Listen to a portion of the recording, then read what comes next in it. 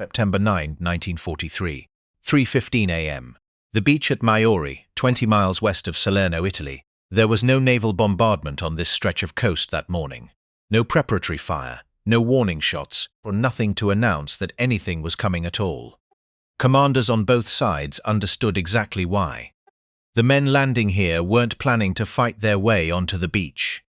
They were planning to be gone from it, moving inland, before the Germans holding the high ground even realized the invasion had reached this flank. That was the entire strategy, built into 3 years of specialized training. Get off the beach fast enough that the beach itself never becomes the battle. By 1943, the German Wehrmacht did not fear beaches, for it had spent 4 years teaching the rest of Europe to fear them. Poland fell in 5 weeks. France fell in 6. The Wehrmacht's own soldiers had been told, and largely believed, that no Western army could match German infantry doctrine, German officer initiative, or German willingness to close with an enemy and finish the fight quickly. By the autumn of 1943, that confidence had survived contact with the British, survived contact with the French, and mostly survived contact with the Americans too, right up until it ran into a battalion that didn't behave like an army at all. This is a story about exactly one question. What does it take to make the most feared infantry culture from the continent start reinforcing a position against a single American unit? Not because of its size, but because of its reputation. The answer starts on a hillside above a 2-lane road that the German High Command needed more than almost anything else in southern Italy that week. Before we get to that hillside, I want to ask you something, because this channel only works if the people watching it actually talk back. Drop a comment and tell us where you're watching from and whether anyone in your family served in it. I read every single one, and more than a few of these stories have started because someone in the comments mentioned a grandfather's unit I'd never researched before. Now, back to the road above Maiori. That road was Highway 18, and it was the only practical route German armor could use to move troops and supplies between Naples and the Salerno beachhead, where the main Allied landing force, over 500 ships and roughly 190,000 men, thousand men across the whole operation, was coming ashore that same morning. Whoever controlled the high ground above that road controlled whether German reinforcements could reach Salerno in time to throw the Allies back into the sea. The position that dominated it was a narrow mountain gap called Chiunzi Pass. Lieutenant Colonel William Darby's 1st and 3rd Ranger battalions came ashore at Maiori before dawn, moved through the town, and pushed roughly 12 kilometers uphill in a matter of hours, securing not just the pass itself but the high ground on both sides of it, including the peak of Monte San Angelo over 1,500 meters up. According to the U.S. Army's own official history of the campaign, the Rangers were, in fact, the only unit in the entire invasion force that reached its first-day objectives exactly as planned. Everyone else on that 50-mile stretch of coastline was still fighting for ground the Rangers had already taken by breakfast. The Germans knew immediately what this meant, because German command in the region wasn't guessing at American capability from a distance anymore. General Heinrich von Vietinghoff, commanding the German 10th Army defending Salerno, had at his disposal some of the most experienced armored formations left in the Mediterranean theater. The 16th Panzer Division, the Hermann Göring Panzer Division, the 15th Panzer Grenadier Division, with the 26th Panzer and 29th Panzer Grenadier Divisions still marching north to reinforce him. This was not a scratch garrison. This was battle-hardened German armor, and it now had an American infantry unit sitting on top of the one road it needed most. On September 10th, the day after the landing, German patrols began probing the Ranger positions on Monte di Chiunzi. What they found waiting for them started a fight that would not end for more than a week. And it would produce something German commanders rarely put into their own operational records, for direct acknowledgement that a single lightly armed American battalion was tying down resources an entire Panzer Corps needed elsewhere. September 10, 1943. Monte di Chiunzi, above the Salerno beachhead. The mission had been planned for 2 days.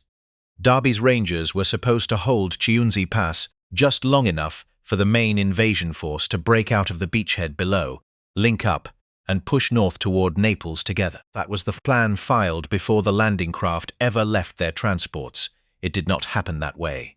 Down on the main beaches, the German 10th Army, under General Heinrich von Vietinghoff, was executing something close to the textbook definition of a defense in depth. From the 16th Panzer Division had been watching the invasion fleet approach since the previous afternoon, and was already concentrated and waiting when the first Allied troops hit the sand. Within hours, elements of the Hermann Göring Panzer Division and 15th Panzer Grenadier Division were thrown into the fight. And by midday on September 9th, German Mark IV tanks were counterattacking directly into the American 36th Division's positions, a counterattack that only broke because the cruisers USS Boise and USS Philadelphia opened up with 6-inch naval guns and destroyed 6 of the tanks outright. Everywhere else along that 50-mile stretch of coastline, German resistance was doing exactly what German resistance had done in France, in Poland, in North Africa, for making the Allies pay in yards and hours for every objective on the map. Everywhere except the pass.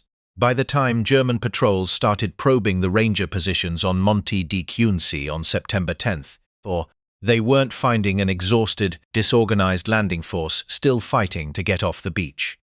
They were finding a battalion already dug into the high ground, for already controlling the one road. German armor needed to move reinforcements north toward Naples or south to crush the beachhead.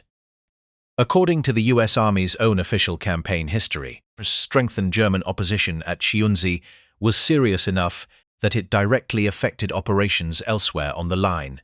It tied down elements of the German 14th Panzer Corps that Vietinghoff needed against the British and American forces closer to Salerno itself. What followed was not a quick fight. It was 11 days that stretched into more than 2 weeks of continuous combat. The Rangers fought off repeated German counterattacks, destroyed German armored cars that probed their lines and endured sustained artillery bombardment while holding a position they'd originally been told to occupy for 48 hours. Starting on September 12th, the U.S. 319th Glider Field Artillery Battalion began firing in support from the valley below. Over the course of the fight, American gunners would put more than 12,000 rounds through that pass, hammering German truck columns, troop movements, ammunition depots, and 88mm gun positions along Highway 18. The mountain became, in effect, a choke point the German army could not force open and could not simply walk around. There's a detail in this fight that matters more than it might seem at first. As the Germans kept probing for a weak point, the Ranger line didn't just hold in place. It stretched. Darby's men extended their own defensive position westward, again and again, to match German movement and deny them any gap to exploit. That is not the behavior of a unit clinging to a hilltop. That's the behavior of a unit actively controlling the terrain against an enemy that had spent 4 years controlling terrain against everyone else. A photograph survives from September 18th, 1943, 9 days into what was supposed to be a 2-day mission, showing Darby and his executive officer, Major Roy Murray, still on that mountain, still in command, the fight nowhere near finished. It's an unremarkable photograph in most respects. No dramatic pose, no staged heroism. Just 2 officers still there, on day 9 of a battle nobody had planned to last that long. The Rangers were finally relieved on September 28th, 1943, 19 days after they'd first climbed that road from Maiori. By the Army's own accounting, they'd taken casualties amounting to roughly 20% of their strength, holding that single position. And in exchange, they had denied the German 10th Army the one thing every defensive doctrine depends on most: the ability to move armor and reinforcements exactly where and when the situation demanded it. This is the part of the story that German commanders couldn't write off as an isolated stroke of luck, the way Arza or Dieppe might have been dismissed months earlier. Chiunzi Pass wasn't 50 scattered men on a beach. It was a full battalion, holding contested high ground against elements of some of the most experienced panzer divisions still fighting in the Mediterranean for 19 straight days. And it left German command with a question that would only get harder to answer as the war moved north through Italy. What do you actually do about a unit that keeps taking ground your own doctrine says it shouldn't be able to hold? January 30th, 1944. The irrigation canals outside Cisterna, Italy. By the time this morning arrived, the German army had stopped treating Darby's Rangers as an unpredictable nuisance and started treating them as exactly what the record showed they were, a unit capable of taking and holding ground that conventional infantry doctrine said should be unreachable. That reputation, built at Arza, hardened at Yella and Chiunzi Pass, fighting reinforced through months of mountain fighting on the German winter line near San Pietro and Venafro, had followed the Rangers into 1944. And on this particular morning, at Anzio, it was about to be tested by an enemy that finally had the numbers, the position, and the intelligence to answer it directly. The mission was audacious, even by Ranger standards. Infiltrate through German lines under cover of darkness from using an irrigation canal system as a covered approach, and seize the town of Cisterna ahead of the main Allied breakout from the Anzio beachhead. It depended entirely on stealth holding until the last possible moment. The 1st and 3rd Ranger battalions moved out in the dark, maintained near-total noise discipline for miles, and by dawn were deep inside German-held territory. What they walked into was a German force that had been reinforced and repositioned specifically in anticipation of exactly this kind of American offensive push. The Rangers emerged from the canals at first light to find themselves surrounded, cut off from support, and heavily outnumbered. What followed was one of the most desperate small unit fights of the entire Italian campaign. According to Army historical accounts, the two lead battalions suffered 12 killed, 36 wounded, and 743 men captured. The 3rd Battalion's commander, Major Alva Miller, was killed. The 1st Battalion's commander, Major John Dobson, was badly wounded. In a single morning, 2 of Darby's original battalions effectively ceased to exist as combat units, the beginning of the end for the Ranger Force in the Mediterranean theatre. For it would be dishonest to end this story pretending Cisterna was some kind of hidden victory. It wasn't. It was the moment the German army, after a year and a half of being repeatedly outmaneuvered by this specific unit, finally had the intelligence and the numbers to close the trap. That is, in its own dark way, still an answer to the question this story opened with. The Wehrmacht didn't fear the Rangers because the Rangers were unbeatable. They feared them because beating them required exactly the kind of deliberate, resource-heavy, fully committed response that no army can afford to spend on every enemy unit it faces.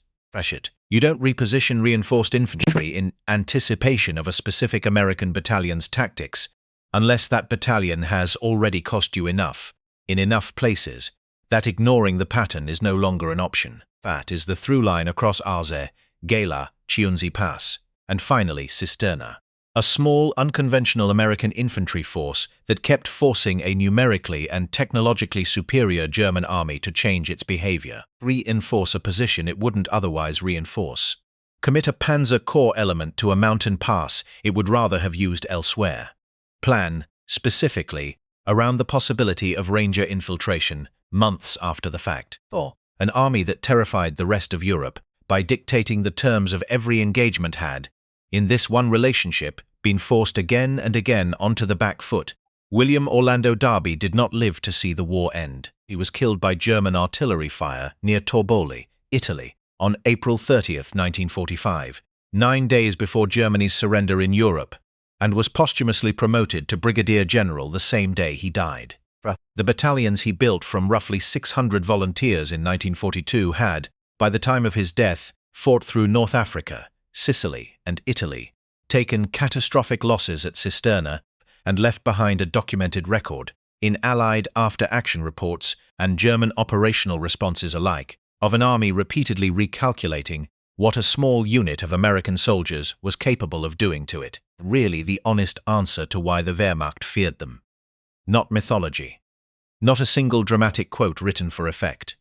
A measurable pattern, visible in troop movements, artillery expenditure, and reinforcement orders of one of history's most effective militaries being forced to treat a battalion-sized American unit as a standing threat to its planning, right up until the war that made both of them famous finally ended. If you want more of this, Real record, real dates, no invented drama. That's what this channel is built on. Drop a comment and tell us where you're watching from, and whether anyone in your family served in it. I read everyone, and this is exactly how the next story gets picked.